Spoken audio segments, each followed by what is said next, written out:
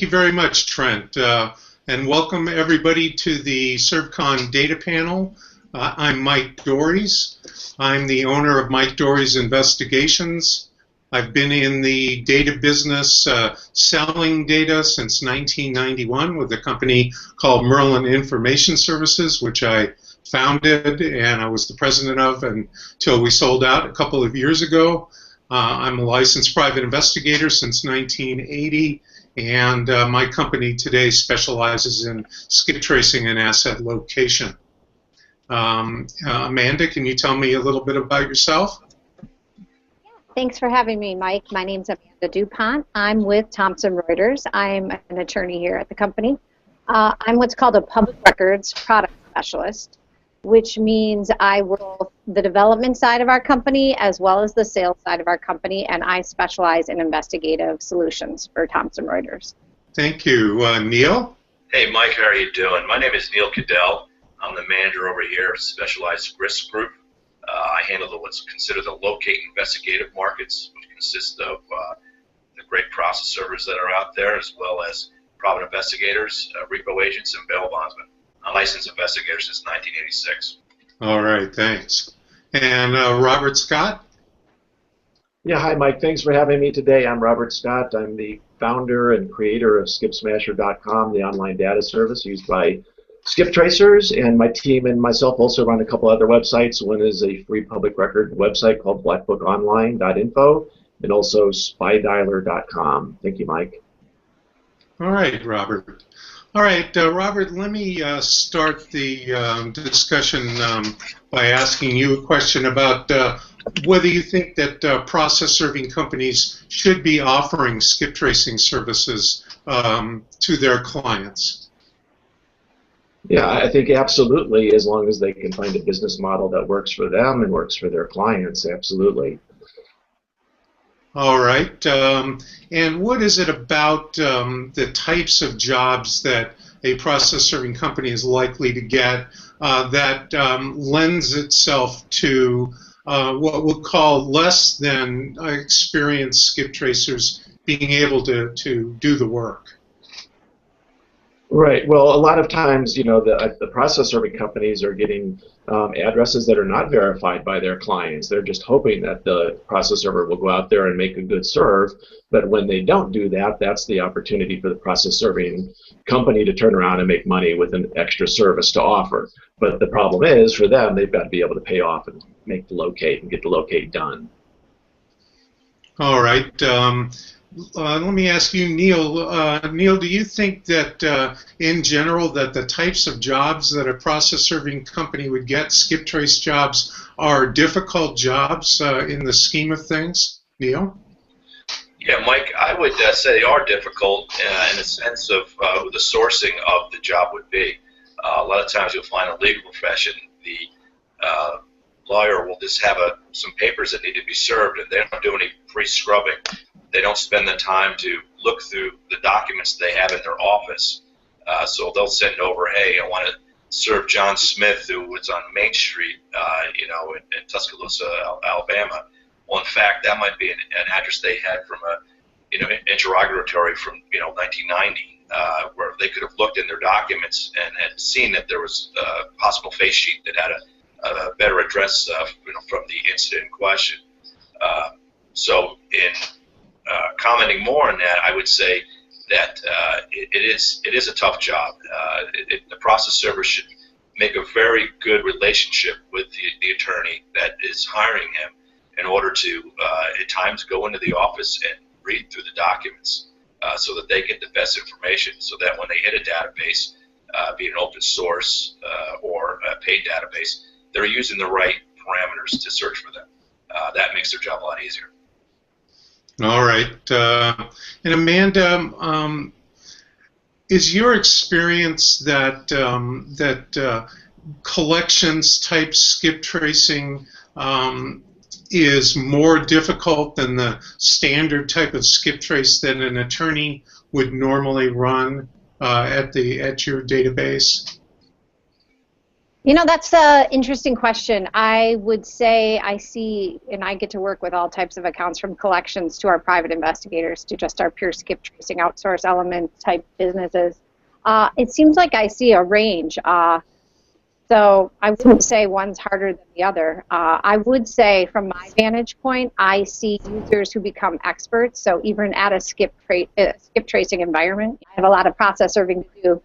I'm seeing a move towards seeing somebody who has some expertise within that process serving environment who can run the skip traces. They almost become as good as the collectors out there who frankly can find you and anything about you pretty quickly from what I see on my end.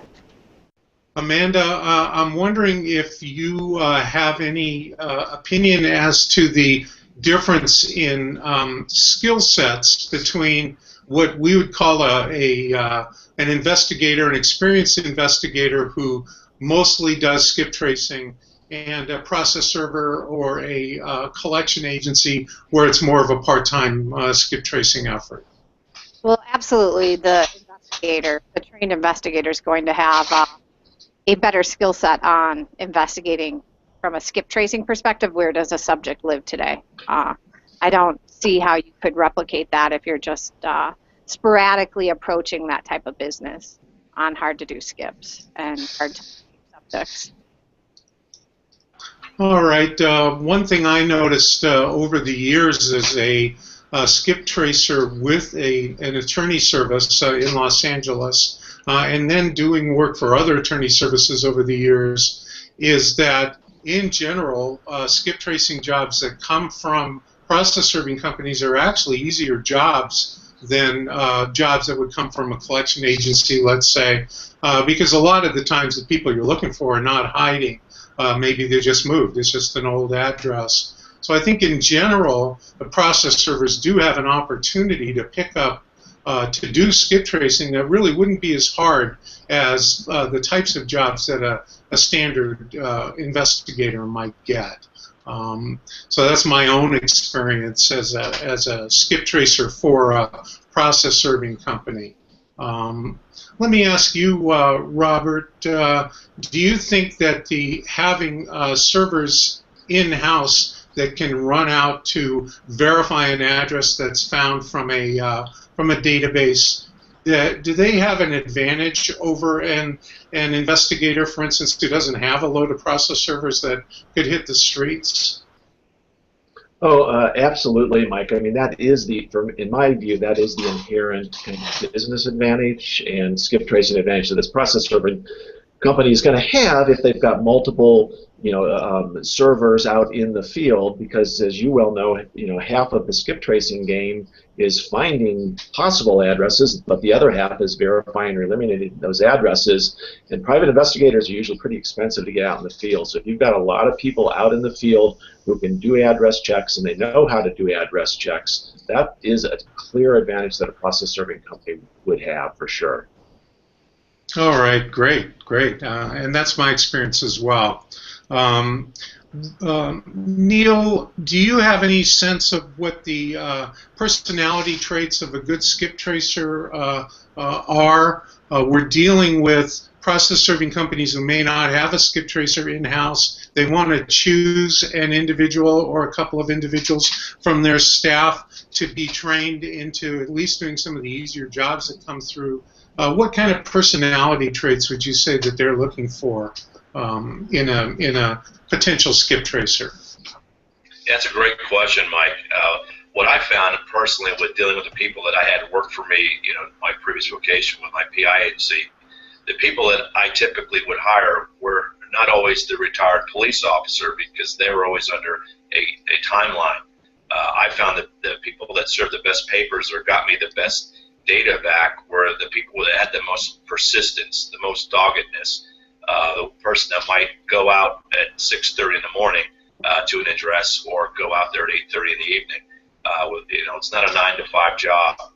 Somebody that is passionate about doing what they're doing. I mean, you can be passionate about pumping gas at the Shell station, and I love that guy. But I want a guy that's going to work for me or work out there who's going to not just go to a database and open source and find the one address and just run with that.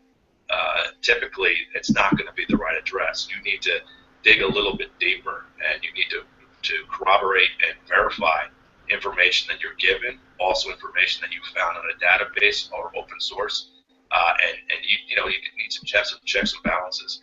So in my experience, some of the younger guys and some of the older guys have been on both sides of the spectrum, have been the best skip tracers that I've ever come across. Okay, so persistence is a trait that you're looking for, somebody that doesn't give up, basically. Absolutely. You're going to be handed a lot of the service is easy. It might be from a car accident case, insurance case, medical malpractice case, a simple divorce case. You might have the right address, but you might keep showing up at 2 o'clock in the afternoon. Well, that guy's not going to be there 2 o'clock in the afternoon. He's more probably at work. You keep going back to 3 times, then you do the nail and mail, and then the attorneys come back and say it wasn't good service. So you want to make sure you got somebody that knows their business, somebody that appreciates what they're doing. Unfortunately, there's process server companies out there that work in huge volumes. Well, they'll pay their process server $20 service. Well, that guy's out there probably doing this for a number of years and just piling through the amount of services he's doing without care. Unfortunately, it's not everybody. I'm just saying there's a small quantity of them out there just trying to do strict quantity so they can make money.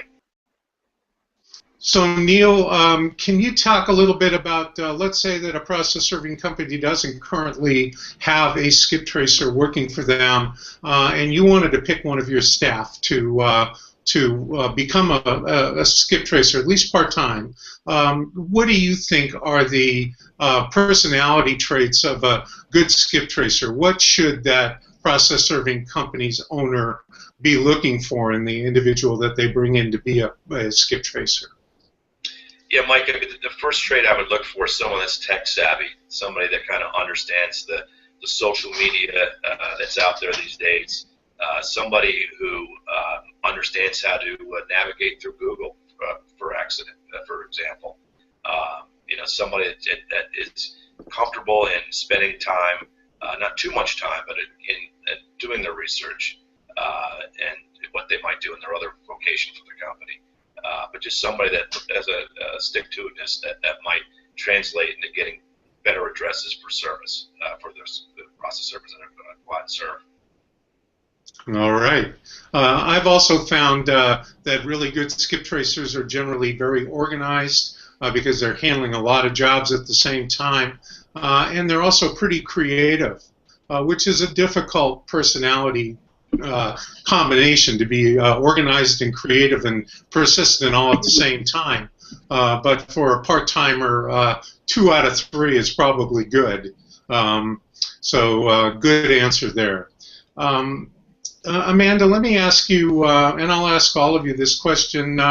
What if a process serving company is now looking to choose a database company? What is it that that the process serving company should consider when they're making that choice for which database company they should use for their skip tracing?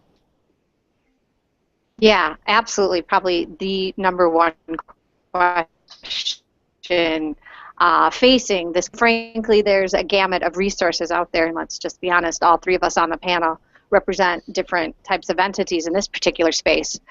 But having just left a panel where I talk to industry leaders in general on what they're looking for and kind of what is critical, and this is in the insurance space. This is who actually sends you guys the business, right?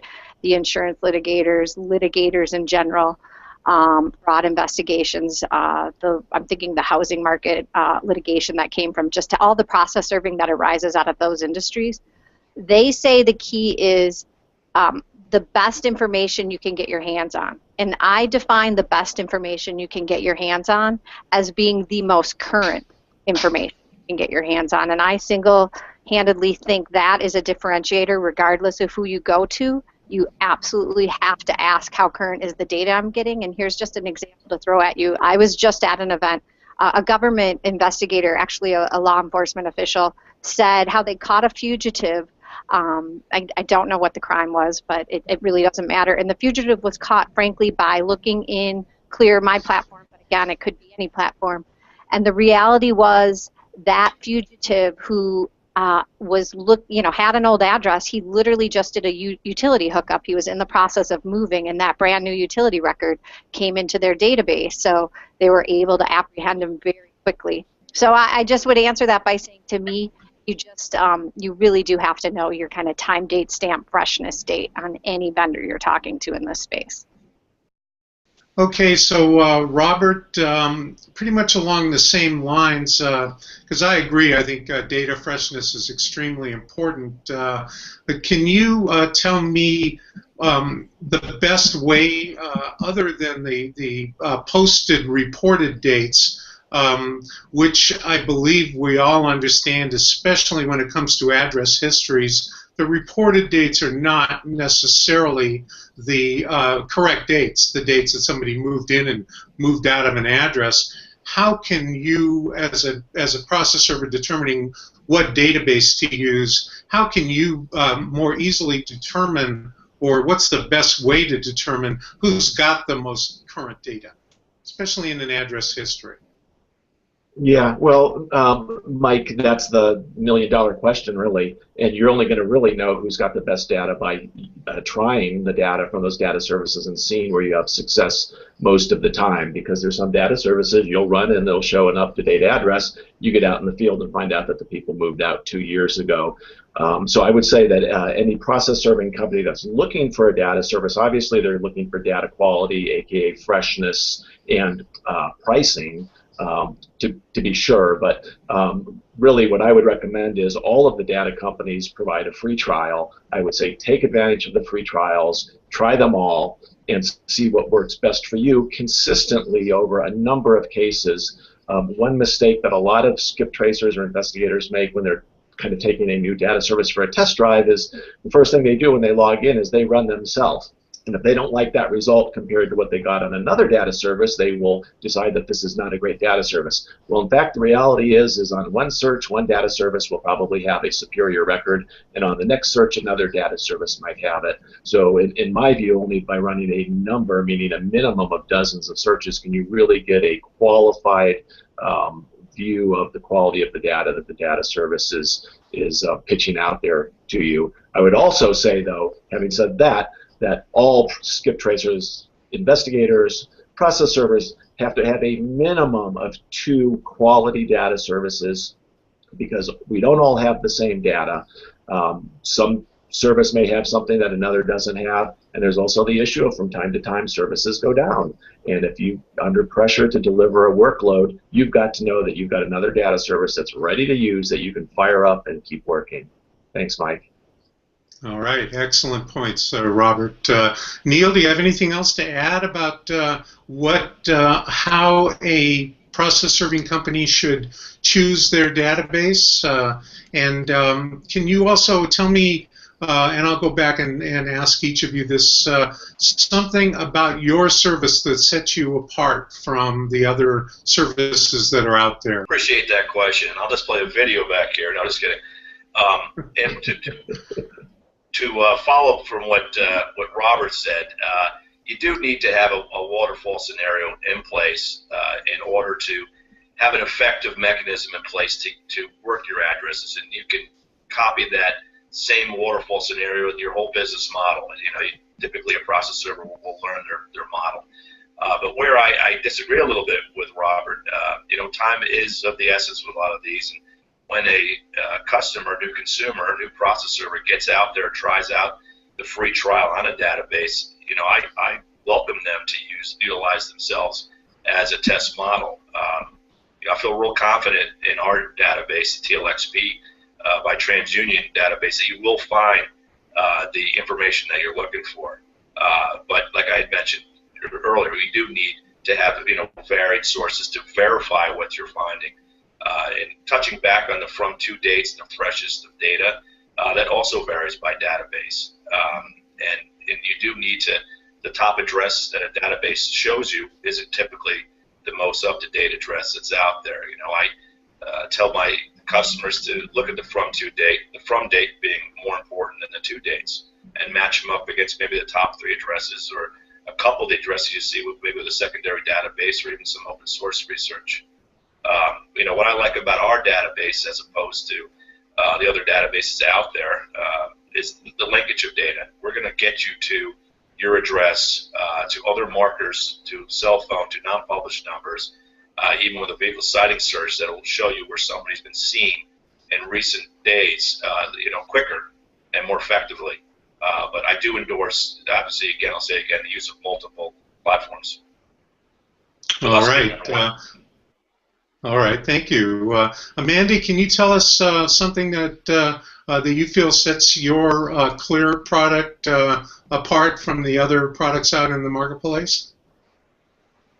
Yeah, I'm agreeing with the panel that there's absolutely a variety of sources out there.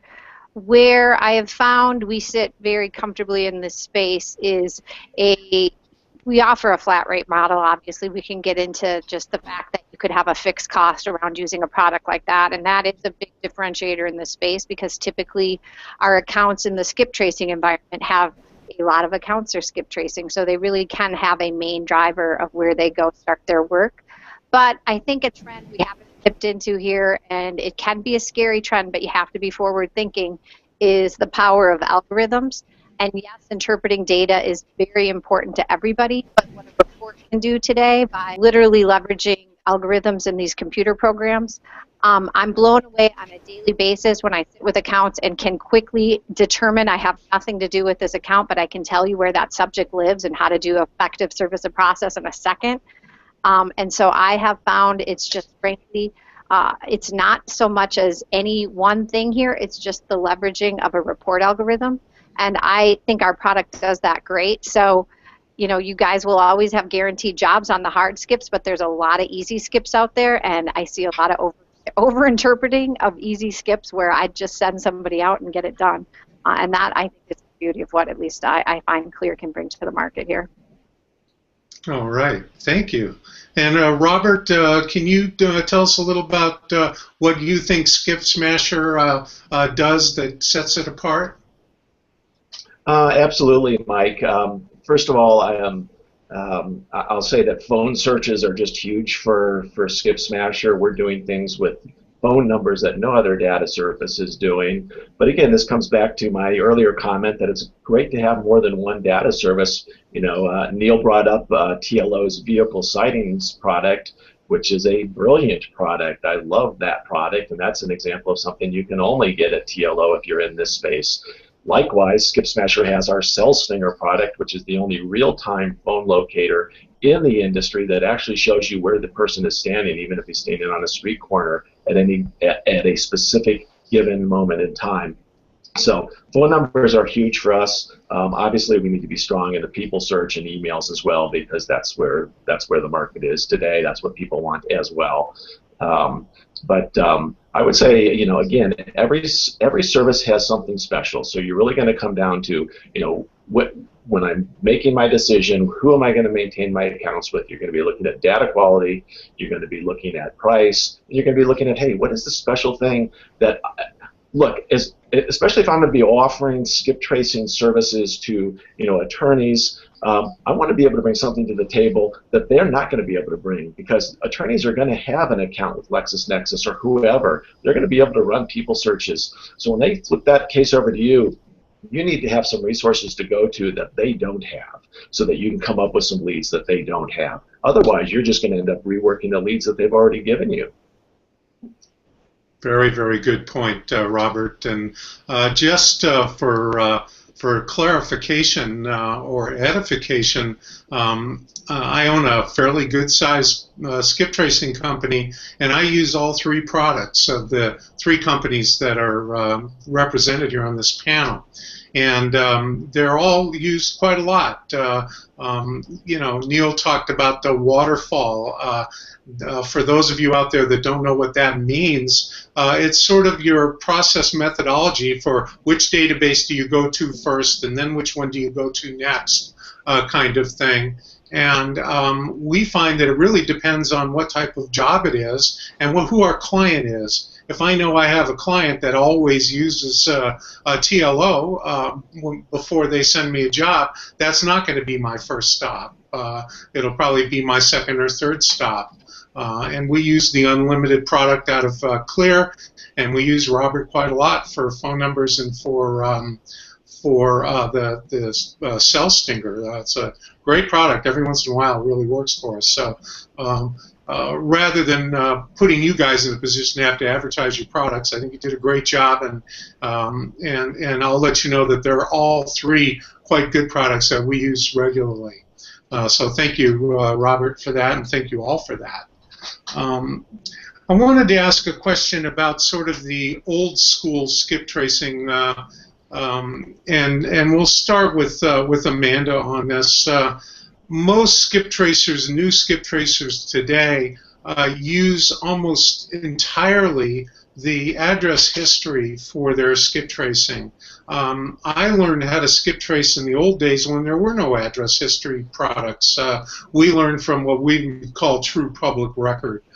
We've located people with things like corporations and UCCs and fictitious business names and property ownership and stuff like that. How do you find that today, Amanda? Are your skip tracers more focused on the address histories? And what else do you offer that you think should be part of a standard skip trace when, especially for a process server who's going to have generally fairly easy jobs, but every once in a while he's going to run into just exactly the same kind of tough locate that anyone else would? Absolutely. Amanda? Yeah, good question. I definitely agree with you that it's simply not address history, although that can be great, and it's nice to see kind of a reverse chronological look at where subjects lived and who's sourcing them there.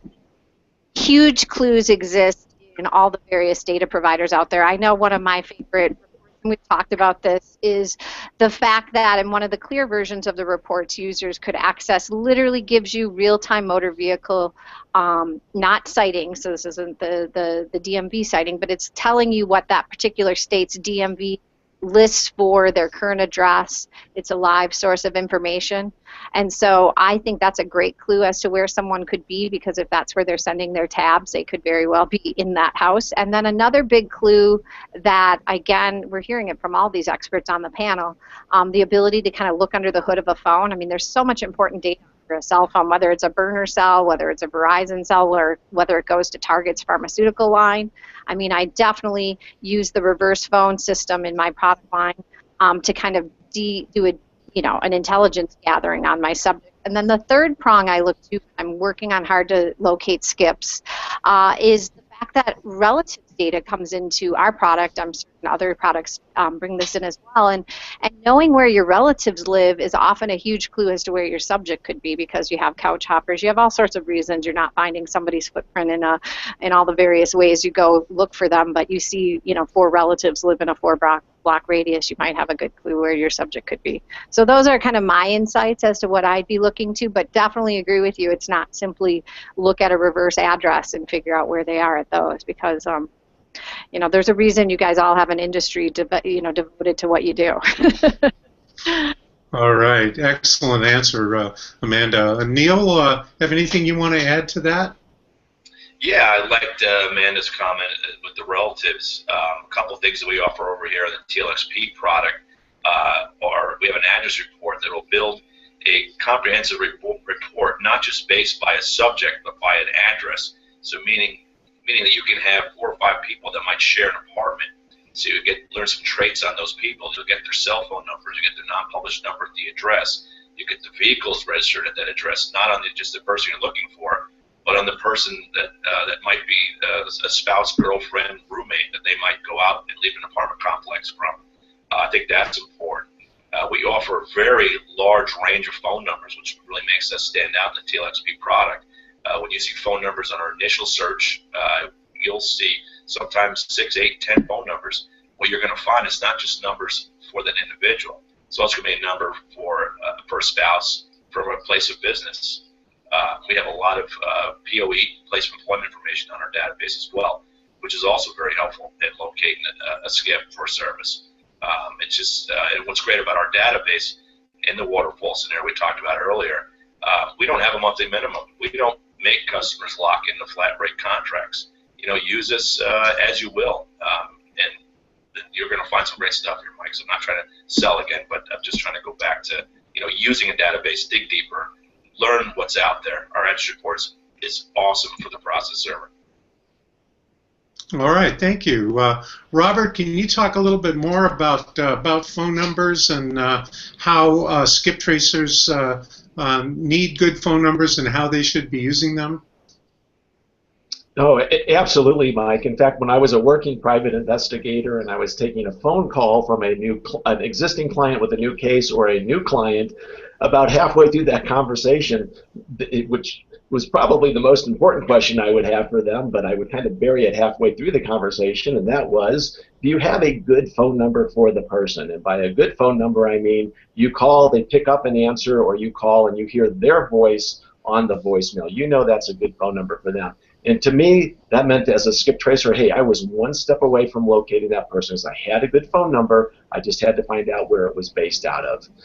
So for me, the phone number is an absolutely huge and critical step in the skip tracing process. Obviously, investigating phone numbers has never been more complex than it is today because of the fragmentation of the phone industry between cell phones and prepaid and VoIPs and landlines. So, when an investigator jumps in to investigate a phone number, number one, I want to know, does it still go to the person? Because to me, that's going to go to the very top of my list on the skip trace. And then once they start investigating that phone number, the first thing they really need to do is determine what kind of phone number that is, because that's going to determine how hard it will be to break to a real location. And the simple way to do that is a telephone company lookup, or it's also called an NPA NXX lookup. There's a lot of places on the web that do that for free, and I think most of the data services include that as a free lookup as well. I know Skip Smasher does. And from that point forward, then I'm going to decide how much time and energy I'm going to put into that phone number. For example, if I find that that's a real landline, I'm all over that thing, because I know landlines are pretty easy to break, and there's a very good chance that if that guy's either answering the phone or it's his voicemail, he's going to be there unless he's doing something very squirrely like forwarding to some other location. All right. And I'll just interject here that we get phone numbers from all the sources, all three companies in our skip tracing, and my skip tracers will call every single phone number that they find in any database, no matter how it looks like it might be related to the subject, because you just never know. I know in TLO they put percentages next to the phone numbers. Do you still do that, Neil? I haven't looked in a while because I'm not one of the skip tracers, but are there still percentages next to the list of phone numbers? Yeah, there certainly are, and the higher percentage ones are better. But I'll go back to say I'll use every number. Our skip tracers should utilize every one. We've also we're undertaking a program right now where we bought a huge list, millions of disconnected phone numbers that a source had, and we're scrubbing it through our database right now to weed out the disconnected numbers, so to make our scoring better and to make our customers happier. Because obviously we have a feature in our database that's unhappy, so you can see people, if they will run a number, reverse lookup, and they'll say unhappy, they'll say disconnected phone number. You don't want the customer experience to not be great. You want Skip's tracer to get the best information possible as quickly as possible. So we're very cognizant of freshness of data, and we have data scientists here that programmers here that are amazing, working with the algorithms. We got really cool stuff here. Very good. All right. Let me ask Amanda, how do you think that the industry is changing right now, and where do you expect us to be in 3 to 5 years as far as the data industry itself and the technology surrounding the industry? Where do you see that industry going right now? Well, start that one with me. Thanks. There's no wrong answer here, Amanda. It's fine. Yeah. I definitely, it's a really exciting space to work in. I think all of us have the coolest jobs out there. And I'm coming from a former lawyer, so I mean, I can tell you it's much more fun to be on the data side. So where I see it going, you know, one thing I like to say to accounts and anybody I'm talking to, the individuals who will be watching us, you know, if you think of how recent the iPhone, even just the phone technology, we're talking June 2000, I wrote it down, June 2007 is when that device came to market. And so much has changed since the advent of even a tool like that. So the reality is information will be golden. The ability for machines to do what we're all used to doing, I mean, that's simply going to be the continuation of what we're seeing. I think data privacy is a big issue. I know TLO faces it on its data readers right now. We at Thomson Reuters in the clear environment, we're all under legislative scrutiny. I mean, it's not going away. The fact is we have to work hand in hand with privacy concerns, and it's a fair concern, right? I mean, we can understand consumers' concerns. And then so you have this technology plus data privacy. Those are two big trends I see spearheading what's going to come down the pike for us. But I mean, I think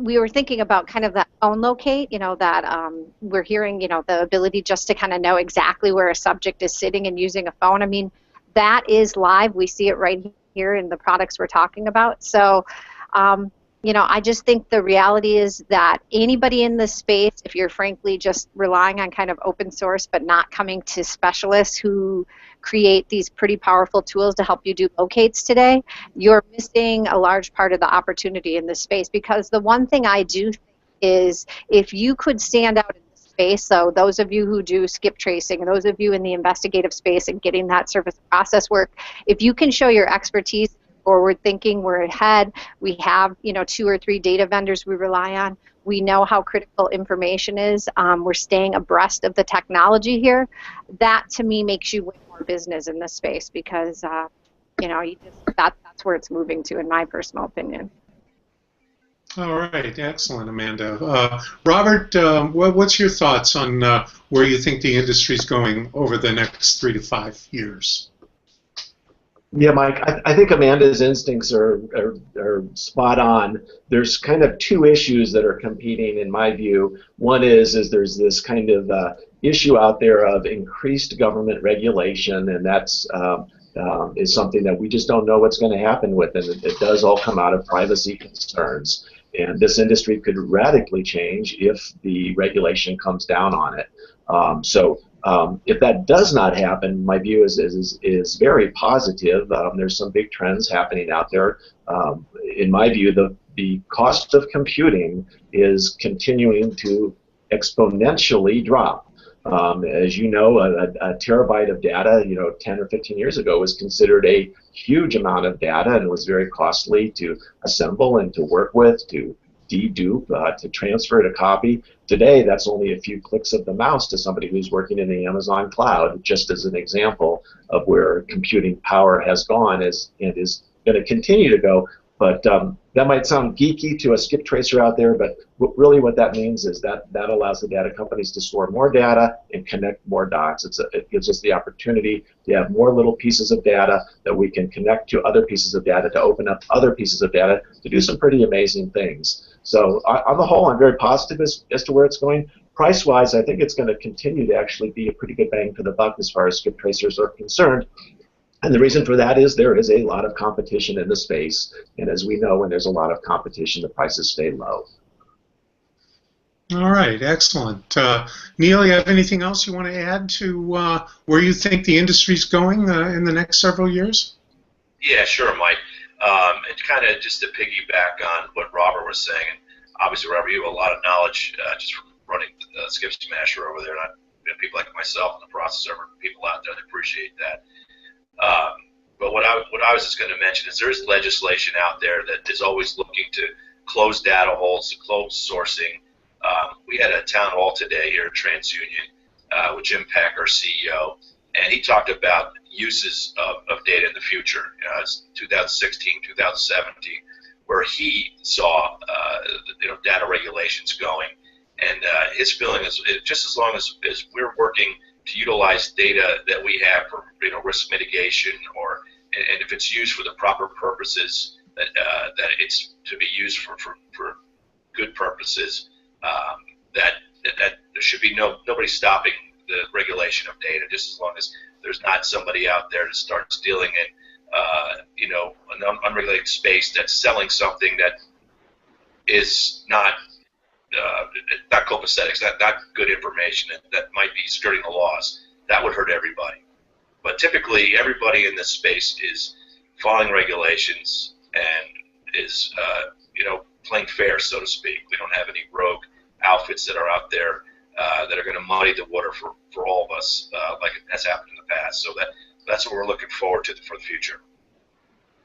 All right, excellent. Let's talk a little bit more about process servers offering skip tracing, and let's say that a server does do skip tracing. When they send a server out into the field, and I'll throw this question out to all of you, whoever starts talking first we'll just give them the spot. But thinking of server knocks on somebody's door, and there's no answer at the door. What do you think that they should be doing while they're in the field to help the skip tracer that's back in their office, so that when they bring the job back and the client says, yes, go ahead and do the skip trace, some of that work's been done already? What is it that the server can do in the field to help the skip tracing effort? Mike, I'll take that one first if you don't mind. Yeah, I'll take that first if you don't mind. Which is, this would be the subject of another webinar, because we could definitely talk an hour or more about this. But this is a great question for owners of process serving companies. It really comes down to what is expected of your person when they're out in the field. Going out, knocking on the door, getting no answer and coming back and not be an acceptable answer for somebody who wants to run an effective skip tracing operation. I'll just tell you, when I was a PI working in the street, there's a lot of things I would do. And when I'd go out to a location, I'm going out there not to see how little information I can come back with if I don't make the serve successfully. I'm going out there looking to see how much information I can bring back. And I think that's the mindset that you need.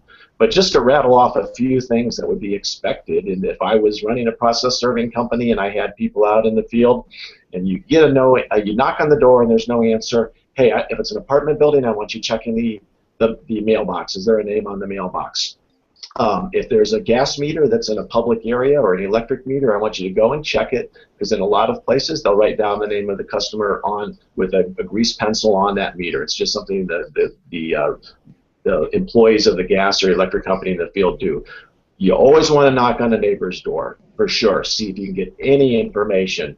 You want to talk to the manager of the apartment building. And if the manager's not there, you want to get their phone number so that people in the office can come back and make a phone call to see if they can verify or eliminate the person is there.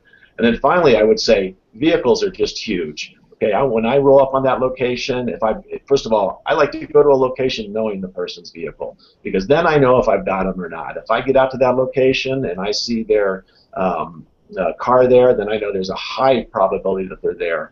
And in fact, if they don't open the door because they know the serve is coming, I might do a stakeout on their car and see if I can catch them coming to the vehicle. So I always want to check, hopefully I'll have that license plate going out there. If not, I want to document the license plates that are parked at the location, maybe even snap a few cell phone photos for my client, so that later, if a known vehicle, the subject comes up, hey, there's no question, that vehicle was there because I documented the cars that were in the driveway at the time when I was there. Thanks, Mike. So, Robert, that was an excellent answer. Neil, do you have anything you'd like to add to that? Yeah, obviously, Robert, we can see that you earned your stripes with service of process. I would agree. I spent a lot of time in the day typically trying to serve people that didn't want to be served, and that's probably one of the big issues that the process server out there has. They'll knock on the door and the person's expecting service, if it be for the foreclosure market, which is still open, or for whatever reason. Whenever I would like to know every vehicle at an address before I got there, that would be typically what I'd like the information I'd like to have for my skip tracer, or when I got there, I'd call the skip tracer before I went to the door to if I wasn't able to do it in the field myself, to have that skip tracer run the plates that are sitting around the home.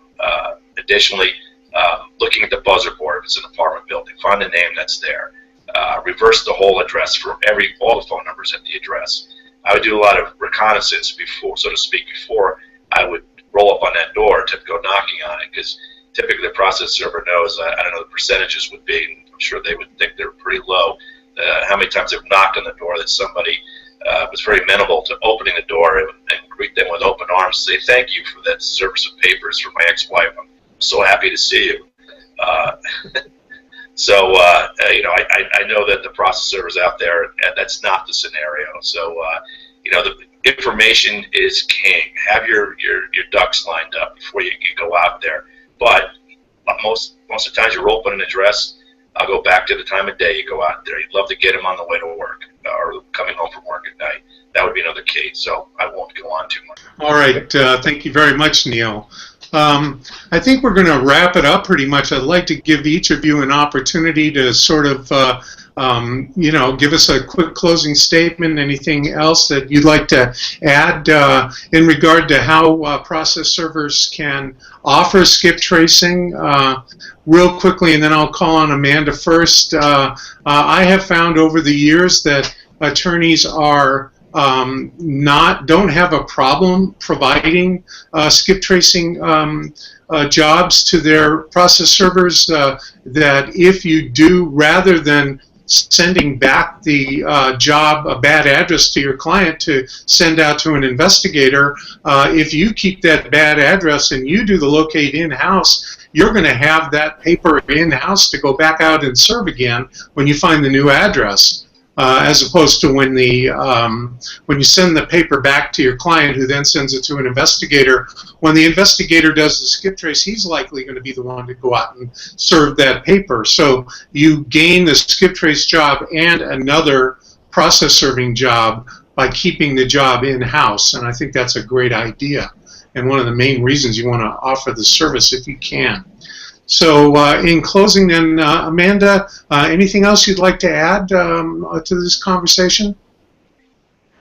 I definitely agree that if you are a skip tracing and solution today and you don't have a dedicated type environment to do in-house skip tracing, you're turning away business. To your point, just a differentiator. There's a lot out there not using the best tools, and when you are actually using tools, you will find your clients pay for a guaranteed process service taking place. So I just would reiterate, this is a great time to be investigating all the products out there. I'm sure we all offer access to kind of kick the tires on these type of products. So I'd really be excited to make sure anyone had an opportunity to take a look at Clear.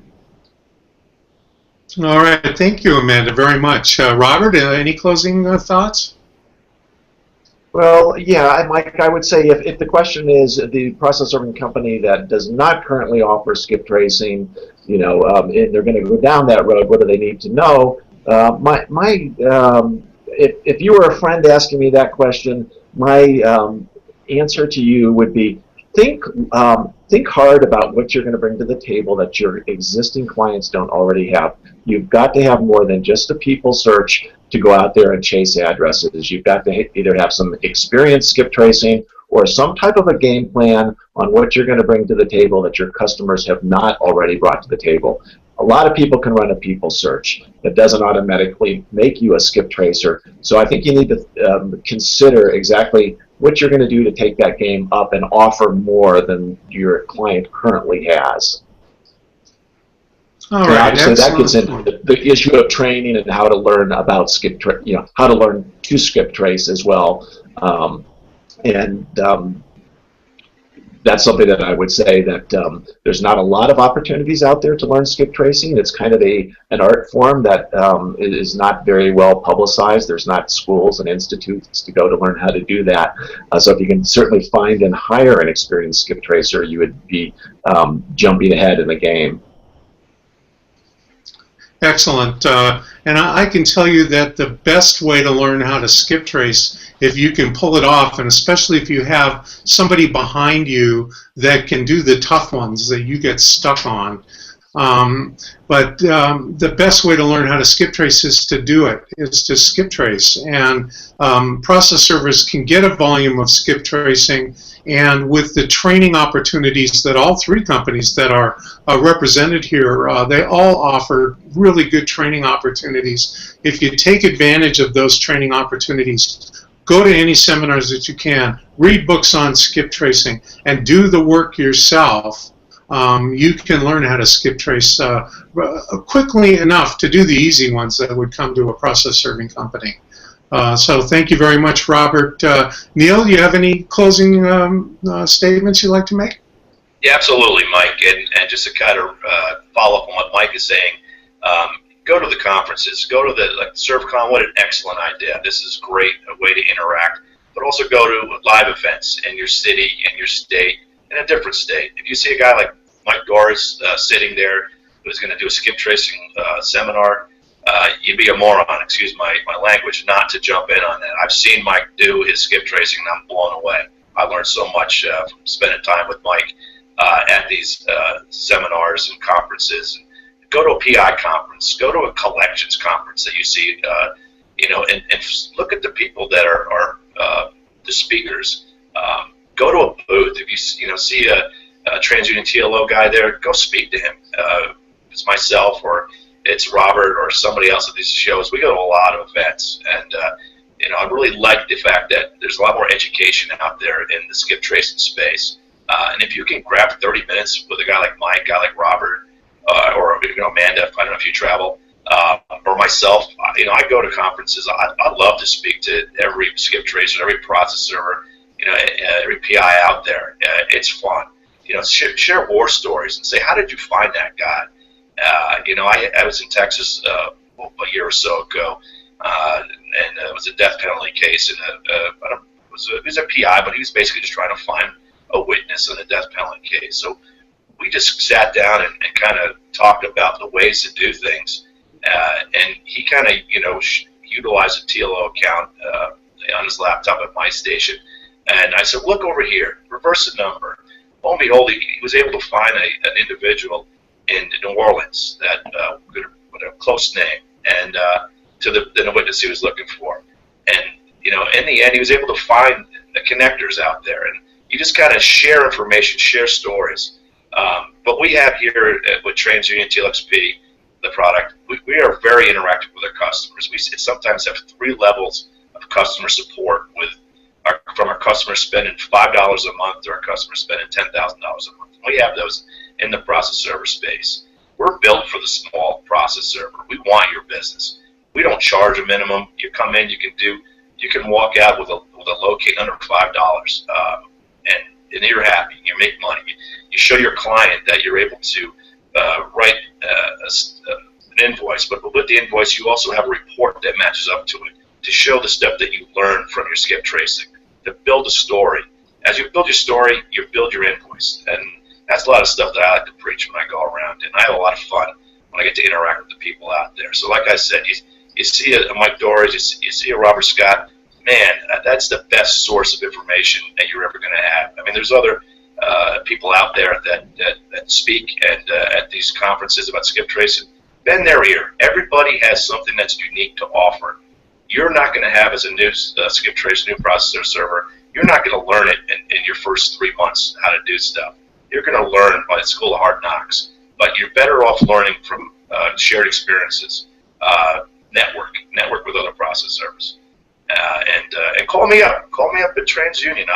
TLO. My name is Neil Cadell. You can call me, ask for me. They get me on the phone every day. I probably got 25 calls waiting for me when I get back to my desk from here. But I have a lot of fun with this, and I know everybody on the panel does as well.